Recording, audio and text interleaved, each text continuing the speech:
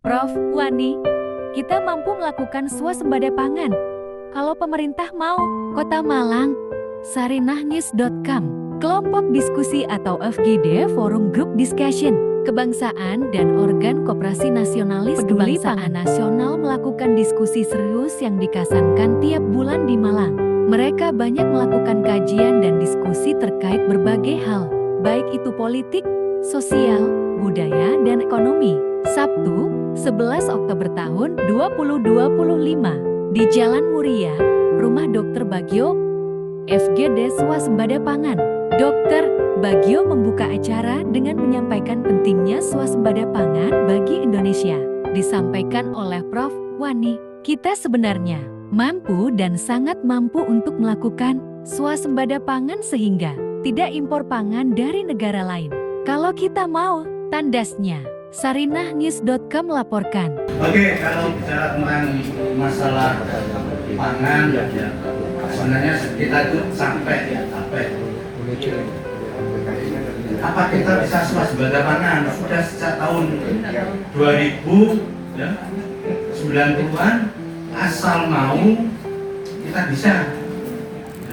Masalahnya kita tidak mau, kebijakan pemerintah tidak mau. Apa yang tidak ada? Lahan kita punya, teknologi punya, petani kita untuk menanam padi dengan hasil 5 ton, 7 ton itu enggak terlalu sulit, asal prasarannya dipenuhi. Bagaimana mau dapat 6 ton?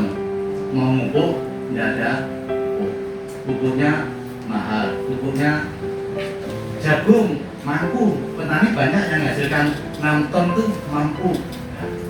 Ubi kayu, petani 40 ton per hektar itu mampu. Kita itu rata-rata produksi kalau mau jauh lebih tinggi dibandingkan dengan Vietnam, Thailand. Vietnam, Thailand itu hanya sekitar 15-20 ton. Kalau kita mau 40 ton itu bukan hal yang sulit. Hanya masalahnya kebijakan pemerintah yang tidak pernah mendukung saja ya. Kita itu produsen ubi kayu nomor 3 terbesar di dunia setelah Nigeria, Brasil, kadang-kadang Thailand, Indonesia, atau kadang-kadang Indonesia, Thailand. Tetapi anehnya, sejak tahun 2020 kita menjadi importer terbesar kedua produk ubi kayu setelah Cina. Kemudian tahun 2024 kemarin lebih parah lagi, kita menjadi importer ubi kayu segar. Luar biasa ya. Padahal menurut Gus ya, dilempar saja sudah jadi tanaman. Jadi masalahnya kita tidak ada kemauan ya. Sebenarnya saya pernah nulis ini, membuat tulisan ini yang saya unggah di website Pusdiwasbank Unitri. Judulnya dari food estate sampai ketahanan pangan. Food estate sudah bukan barang baru, tapi yang ditinggalkan selalu bencana. Tahun 70 Ibnu Sutowo membuat rice farming di Palembang. Hasilnya bencana sekarang.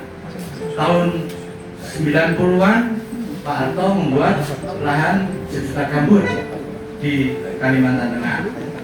Alhamdulillah yang berubah hanya ratusan ribu, sehingga yang rusak pun tidak sampai 1 juta. Kemudian zamannya Jokowi membuat itu di mana-mana. Salah satunya yang muncul ramai di media adalah di Kalimantan Timur. Siapa yang menangani? Mantan jenderal. Seperti sekarang NBG itu 99% pengurusnya adalah jenderal. Di Kalimantan Timur ya, nanam ubi kayu luar biasa, yang tumbuh jagung. Hanya di Indonesia ya, bahwa kita nanam ubi kayu yang tumbuh jagung itu di dalam pot, plastik, polybag semua. Zamannya SBY sebelumnya membuat di Merauke NIEE, Integrated Energy, itu juga bencana yang ditinggalkan. Saya sudah hitung-hitung ya, dengan hasil 5 ton per hektar saja, kita akan menghasilkan padi dengan lahan yang ada, ya, bisa menghasilkan 35 juta ton beras kalau mau. Ya. Kebutuhan kita hanya sekitar 32 juta ton, jadi sudah lebih, ya, kalau mau. Ya. Jagung juga demikian, ubi kayu juga demikian. Ya. Ada angka-angkanya yang saya tulis dari SD sampai. Jadi masalahnya adalah kita tidak mau. Kuncinya sebenarnya apa? Kuncinya harga dan kemudahan sarana prasarana produksi. Pemerintah mau memberi harga ubi kayu 1.000 saja, petani untuk dapat hasilkan 40 ton gampang. Dan 1 hektar dapat 40 juta, biaya produksi sekitar 15 juta, jadi 1 tahun dapat 15 juta sampai 20 juta untuk ubi kayu. Dan itu hanya gampang, tanam, pupuk, biayain, nggak terlalu sulit sebenarnya. Jagung juga demikian, tapi ya itu kementerian kita itu seringkali berubah seleranya menurut menterinya. Menteri A ingin swasembada beras, Menteri B ganti bukan beras, jagung, Menteri C ganti kedelai, ganti lagi, selalu begitu. Dan sekarang katanya mau swasembada beras, jagung, kedelai. Kedelai saya kira sangat sulit untuk bisa swasembada. Kita nggak bisa bersaing dengan negara tropis karena kedelai itu tanaman dari panjang. Di Amerika kedelai 5 ton bisa, karena panjang darinya bisa sampai 15-16 jam. Di Indonesia dapat 2-3 ton itu sudah luar biasa. Jadi kalau memaksa swasembada kedelai sangat sulit, di samping lahan yang dasar itu hanya sebagian besar di Jawa, karena kedelai itu hanya butuh lahan yang relatif basah, sedangkan di Sumatera, Kalimantan, ya, Papua, apalagi itu semua lahannya relatif asam. Jadi kalau kita menanam kedelai di Kalimantan, di Sumatera ya buat.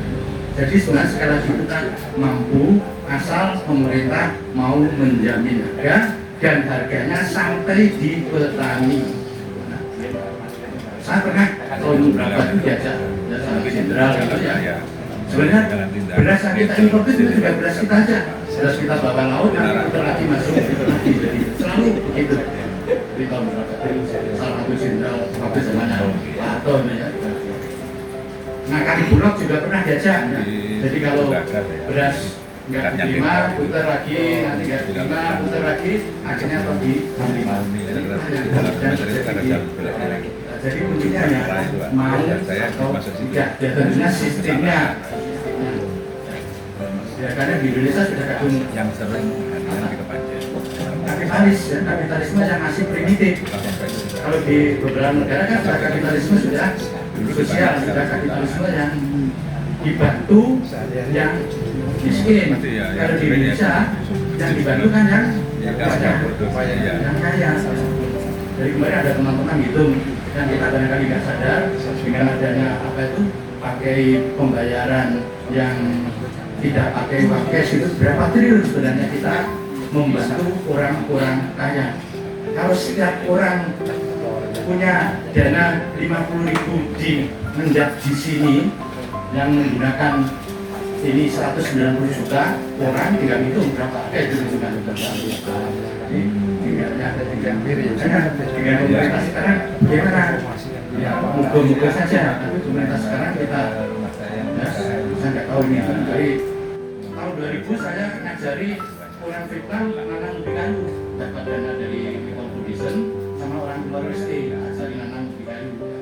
Jadi Vietnam sekarang sudah jadi eksportir, Indonesia tambah jadi importir, sama dengan teman-teman kita di luar negeri kita nggak bisa juga. Kan kita kalah besar dengan Vietnam. Barangkali memang kita perlu sistem politiknya komunis, ekonominya kapitalis. Barangkali yang kita itu saja masih geser ya, jaganya di mana?